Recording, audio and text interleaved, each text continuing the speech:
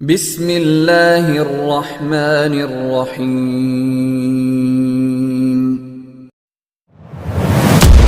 சத்திய பாதை சபீலுல் முஃமினீன் உலமாக்களின் சத்திய குரல்.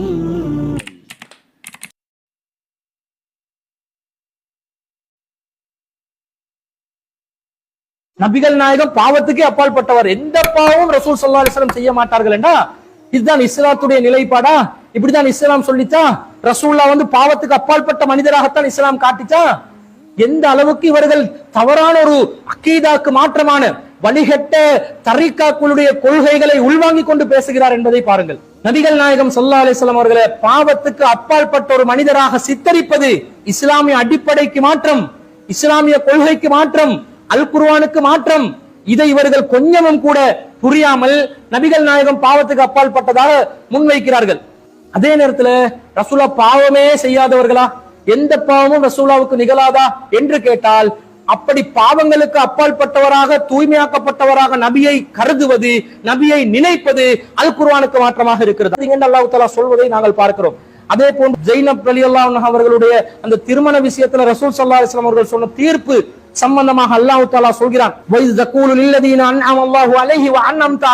அல்லாஹ் யாருக்கு அருள் புரிந்தாரோ, நற்கொடைகளை நீனும் யாருக்கு வழங்கி கொண்டிருந்தீர்களோ அவரிடம் நீ கூறிய செய்தி, அம்சிக் அலைக ஜௌஜக, உன் மனைவியை உன்னோட சேர்த்து வச்சுக்கோ, வத்தகில்லாஹ, அல்லாஹ்வை அஞ்சிக்கோன்னு நீ நபியை சொன்னீங்களே, அது அல்லாஹ் எண்ணி பார்க்க சொல்கிறான். சொல்லிவிட்டு வத்துஃபி ஃபீ நஃப்ஸிக, நபியே உம்முடைய உள்ளத்தில் ஒரு விஷயத்தை நீ மறைத்துக் கொண்டீர், மல்லாஹு முப்திஹி, அல்லாஹ் அதை வெளிப்படுத்தியே தீர்வான், வ தஹ்சன்னாஸ, நீ மனிதர்களுக்கு அஞ்சினீர், வல்லாஹு அஹக்கு அன் தஹ்ஸாஹு, வஞ்சுவதற்கும் அடிபணுவதற்கும் தகுதியானவன் அல்லாஹ் ஒருவனே என்று அல்லாஹ் தஆலா திருக்குர்ஆன்ல சொல்லி, மக்களுக்கு பயந்து சில விஷயங்களை ரசூலா வெளிப்படையா சொல்லல என்று சொல்லி அல்லாஹ் தஆலா கண்டிக்கிறான். இது எவ்வளவு பெரிய டேஞ்சரஸான மேட்டர்! இது ஒரு விஷயத்தை இதுதான் சரியான தீர்ப்பு என்று விளங்கியும் 4 பேர் வித்தியாசமா நினைச்சிருவான் என்று சொல்லி அந்த தீர்ப்பை சொல்லாம மனசுக்குள்ள வச்சுக்கொண்டு ரசூலா மூடி மறைச்சத அல்லாஹ் கண்டிக்கிறான். இது பாவம் இல்லையா? தப்பு இல்லையா? பிற மனிதர்களுக்கு அஞ்சி ஒரு செய்தியை சொல்லாம இருந்தது ஒரு பாவம் இல்லையா? ஒரு டேஞ்சரஸான பாவம் இல்லையா? நபிகள் நாயகம் பாவத்துக்கு அப்பால் பட்டவராக சொல்ல வேண்டாம். கண்ணியத்துக்கும் மதிப்புக்கும் உரிய அன்பார்ந்த உலமாக்களே, பெரியோர்களே, மாணவ நண்பர்களே, தாய்மார்களே, கண்மணி நாயகம் ஸல்லல்லாஹு அலைஹி வஸல்லம் அவர்கள் பிறந்த மாதத்திலே நாம் வீட்டிருக்கிறோம். கண்மணி நாயகம் ஸல்லல்லாஹு அலைஹி வஸல்லம் அவர்களின் பிறப்பை முன்னிட்டு சந்தோஷம் அடையாத யாரும் உலகத்தில் இருக்க முடியாது, ஒரே ஒரு படைப்பை தவிர.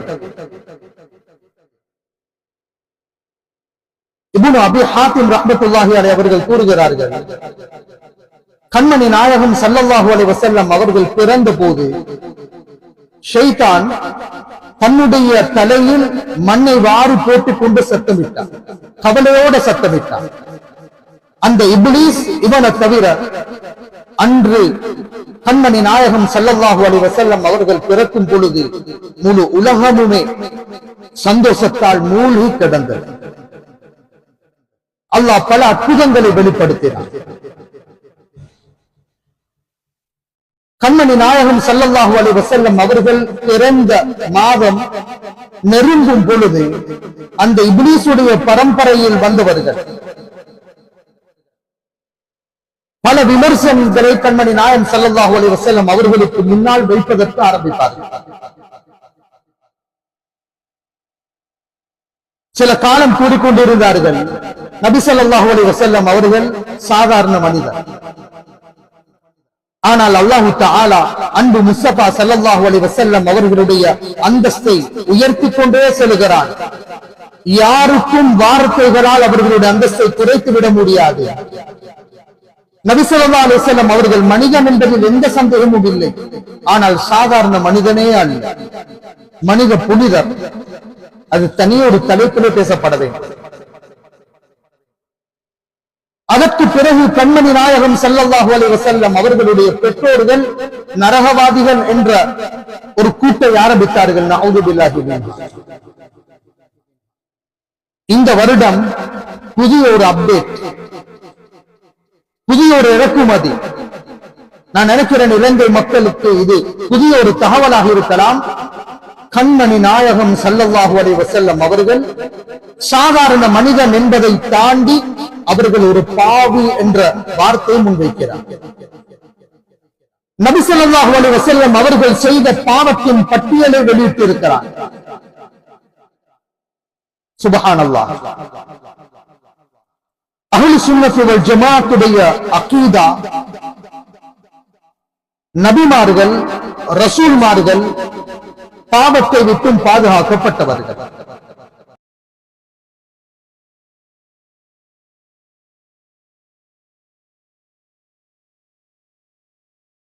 மிகவும் பயங்கரமான ஒரு நிகழ்வு என்ன தெரியுமா?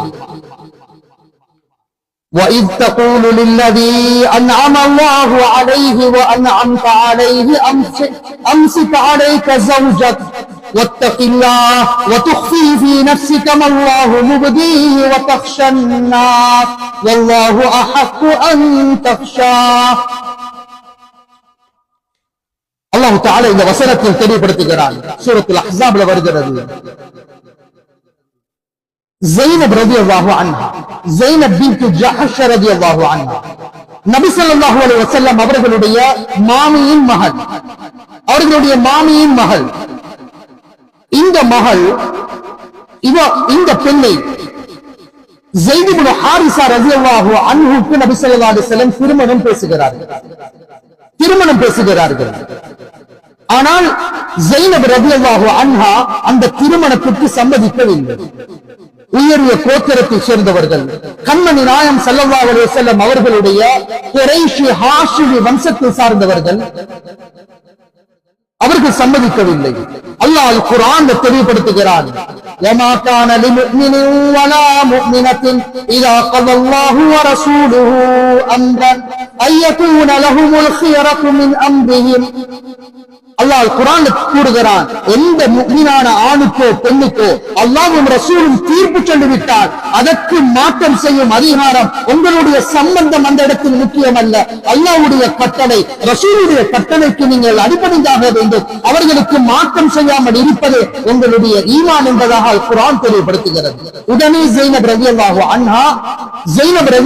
அன்ஹா அவர்கள் சம்மதிக்கிறார்கள். யா ரசூலல்லாஹ், அல்லாஹ்வின் கட்டளையாக இருந்தால் என்னால் மறுக்க முடியாது, சம்மதிக்கிறேன் என்று திருமணம் முடிக்கிறார்கள். ஆனால் திருமண வாழ்வு இனிதாக கழியவில்லை. நாளாந்தம் ஒவ்வொரு நாளும் புதிய புதிய பிரச்சனைகள் அந்த தம்பதியினர்களுக்கு இடையில் உருவாகிக் கொண்டிருந்தது. ஸைத் இப்னு ஹாரிஸா ரலியல்லாஹு அன்ஹு அவர்கள் அடிமையாக இருந்து உரிமையிடப்பட்டவர்கள். ஸைனப் பின்த் ஜஹஷ் ரலியல்லாஹு அன்ஹு குரைஷ் வம்சத்தைச் சேர்ந்த உயரிய கோத்திரத்தில் பிறந்த ஒரு பெண். இருவருக்கும் இடையில் ஆரோக்கியமான உறவு நிகழவில்லை. இந்த நேரத்தில் அல்லாஹ் தஆலா இவ்வாறு கண்மணி நாயகம் ஸல்லல்லாஹு அலைஹி வஸல்லம் அவர்களுக்கு அறிவிக்கிறான். இமாம் ஸுஹ்ரி ரஹ்மத்துல்லாஹி அலைஹி அவர்கள் ஒரு அறிவிப்பை கொண்டு வருகிறார்கள். அல்லாஹ் கண்மணி நாயகம் ஸல்லல்லாஹு அலைஹி வஸல்லம் அவர்களுக்கு அறிவிக்கிறான், நபியே நாயகமே, இந்த ஸைத் ரலியல்லாஹு அன்ஹு தலாக் சொன்னதற்கு பிறகு இந்த ஸைனபை நீங்க தான் முடிச்சுக் கொள்ள வேண்டும். அவள் அந்த ஸைனப் எங்களுக்கு மனைவியாக வரப்போகிறார். அன்பு முஸ்தபா ஸல்லல்லாஹு அலைஹி வஸல்லம் அந்த அறிவிப்பை மனசில் அப்படியே வச்சுக் கொள்கிறார்கள். அவர்களுடைய திருமணம் தலாக் வரைக்கும் செல்லும் வரைக்கும் அவர்கள் வெளிப்படுத்தவில்லை, மனசில் அப்படியே வச்சுக் கொள்கிறார்கள். அல்லாஹ் அல் குர்ஆன்ல ரெண்டு பேரும் தலாக்கானதற்கு பிறகு அல்லாஹ் அல் குர்ஆன்ல எவ்வாறு தெளிவுபடுத்துகிறான்? நபியே நாயகமே, உங்களுடைய மனதில் நீங்கள் மறைத்து வைத்திருக்கிறீர்களே, அல்லாஹ் அதனை வெளிப்படுத்துகிறான். அல்லாஹ் அதனை வெளிப்படுத்துவான் என்ற அந்த வசனம் அல்லாஹ் அல் குர்ஆன்ல தெளிவுபடுத்துகிறது. மல்லாஹு முபதீஹி, அல்லாஹ் வெளிப்படுத்த போகிறான். வதக்ஷன் நாஸ, நீங்கள் மனிதர்களுக்கு பயப்படுகிறீர்கள். உலமாக்கள் தெளிவுபடுத்துகிறார்கள், ஏன் மனிதர்களுக்கு பயப்பட வேண்டும்? தன்னுடைய வளர்ப்பு மகனின் மனைவியை திருமணம் முடிக்கும் பழக்கம் அன்றைய ஜாஹிலியா காலத்தில் இருக்கவில்லை. மக்கள் குறை சொல்வார்களோ, மக்கள் குறை கூறுவார்களோ, மகனுடைய மனைவியை திருமணம் முடித்தார் என்று குறை கூறுவார்களோ என்ற விடயத்துக்காக வேண்டி அந்த அல்லாஹ்வால் அறிவிக்கப்பட்ட அந்த திருமண விடயத்தை அவர்கள் மறைக்கிறார்கள். ஆனால் அல்லாஹு தஆலா அல் குர்ஆனில் தெளிவுபடுத்துகிறார், ஃபலம்மா கதா ஸைதும் மின்ஹா வகரன் ஸவஜ்னாகஹா லிகை லா யகூன அலல் முஃமினீன ஹரஜ். அல்லாஹ் தெளிவுபடுத்துகிறான், நபியே நாயகமே, நீங்கள் மறைத்ததற்கு தலாக் சொன்னதற்கு பிறகு நாம் உங்களுக்கு திருமணம் முடித்து கொடுத்தோம். எதனை நபி ஸல்லல்லாஹு அலைஹி வஸல்லம் மறைத்தார்களோ அல்லாஹ் அல் குர்ஆனில் வெளிப்படுத்தினான். அவர்கள் உங்களுக்கு எங்களுடைய மனைவி என்பதை வெளிப்படுத்தினார். அன்பார்ந்தவர்களே, மறைத்தது திருமண செய்தி, மறைத்தது திருமண செய்தி, வெளியாக்கியதும் திருமணத்தின் நிகழ்வு. ஆனால் இந்த பரம்பரையைச் சேர்ந்த கேடுகட்ட இந்த வஹாபிச சிந்தனையாளர்கள் எவ்வாறு சித்தரிக்கிறார்கள் தெரியுமா இந்த நிகழ்வை? ஸைத் ரலியல்லாஹு அன்ஹு அவர்களுடைய மனைவி ஸைனப் ரலியல்லாஹு அன்ஹாவை நபி ஸல்லல்லாஹு அலைஹி வஸல்லம் கண்டுவிட்டார்களா? அவர்களை கண்டுவிட்டார்களா? ஸைனப் ரலியல்லாஹு அன்ஹா அவர்களை கண்டதும் உள்ளத்தில் காதல் பிறந்ததா? நஅூது பில்லாஹி மின்னா. அந்த காதலுக்கு பிறகுதான் அல்லாஹ் தஆலா அவர்களுக்கு இடையில் வெறுப்பை உண்டாக்கினானா? இந்த காதலை கூட்டிக் கொடுத்தது அல்லாஹ்வும் ஜிப்ரீல் அலைஹிஸ்ஸலாமும் என்று கீழ்த்தரமாக கூறும் அளவுக்கு இலங்கை மண்ணில் பிறந்த இந்த யூஹுவைசராவின் பரம்பரை நபி ஸல்லல்லாஹு அலைஹி வஸல்லம் ஸைனப் ரலியல்லாஹு அன்ஹா அவர்களை ஹிஜ்ரி 5ஆம் ஆண்டிலே திருமணம் முடிக்கிறார்கள். ஹிஜ்ரி 5ஆம் ஆண்டு என்பது நபி ஸல்லல்லாஹு அலைஹி வஸல்லம் அவர்களுடைய 58வது வயது, 58 வயது முதிர்ந்த ஒரு பெரியவரை, ஒரு நபியை, ஒரு ரசூலை ஒரு பெண் ஆசை பிடித்தவனாக சித்தரிக்கிறாயே, ஒரு முஸ்லிமாக இருக்க முடியுமா? ஒரு முஃமினாக நீ இருக்க முடியுமா?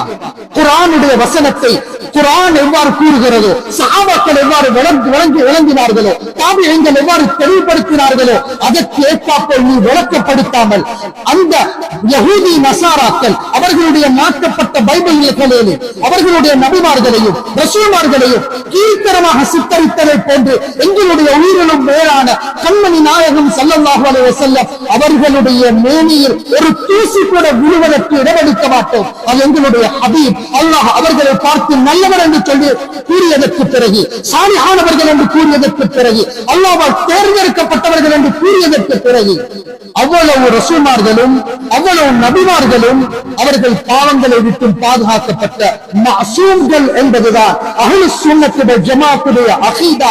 இந்த அகீதாவில் வாழுவோம், இந்த அகீதாவில் மரணிப்போம். ஏதாவது சந்தேகம் இருந்தால் எந்த இடத்தில் வேண்டுமானாலும் எங்களுடைய சவாலை முறியடிப்பதற்கு ஆயத்தமாக இருக்கிறோம் என்ற சவாலுடன் இந்த ரபியுல் அவ்வல் மாதத்தில் இவ்வளவு பயங்கரமாக கீழ்த்தரமாக பேசிய வார்த்தையை முன்னிட்டு இலங்கை முஸ்லிம்கள் மட்டுமல்ல உலக முஸ்லிம்களுக்கு முன்னால் நீ மன்னிப்பு கேட்க வேண்டும்.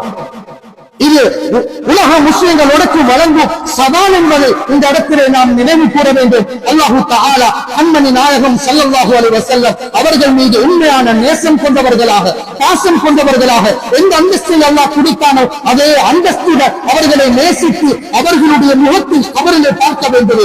கியாமத்திலே அவர்களுடைய கொடிக்கு கீழால் இருக்க வேண்டும். கியாமத்துடைய நாளையில் அவர்களுடைய கரத்தில் இருந்து அல்வி கௌசரில் நீர் குடிக்க வேண்டும். அவர்களுடைய ஷஃபாஅத்தில் தானே சுவர்க்கம் செல்ல வேண்டும், ஜன்னத்துல் ஃபிர்தௌஸில் சுவனம் செல்ல வேண்டும்.